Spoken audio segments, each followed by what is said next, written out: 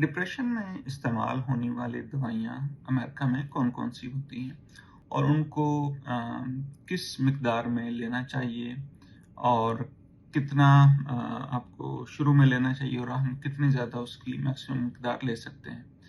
तो इसमें मैंने कुछ आपको ये एक टेबल शेयर किया है कि जिसमें जो पहली दवाई है, क्योंकि पाकिस्तान में मुख्तलिफ नामों से होगी, लेकिन साइटैलोप्रैम 10 से 20 मिलीग्राम और हम इसको 40 मिलीग्राम तक जा सकते हैं।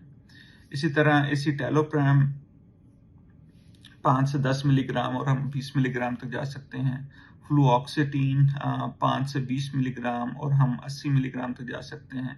इसी तरह पेरोक्सिटीन है 10 मिलीग्राम जो 50 मिलीग्राम तक हम जा सकते हैं।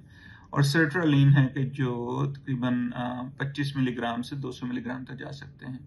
और इसमें जो एसिटैलोप्रैम और जो फ्लुऑक्सीटीन है वो बच्चों में भी और जो टीनेजर्स होते हैं उसमें भी इस्तेमाल हो सकती है।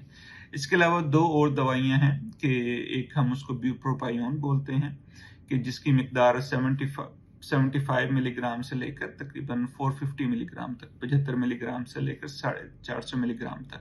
और इसी तरह मेटाज़ापीन है कि ख़ास तौर पर जब डिप्रेशन में उसके साथ-साथ नींद बहुत ज़्यादा मुतासिर हुई हो, भूख ना लग रही हो, तो मेटाज़ापीन जो 7.5 साढ़े 7 मिलीग्राम से लेकर तकरीबन 45 मिलीग्राम 45 मिलीग्राम तक उसकी डोज़ेज़ होती हैं कि जो हम इस्तेमाल कर सकते हैं।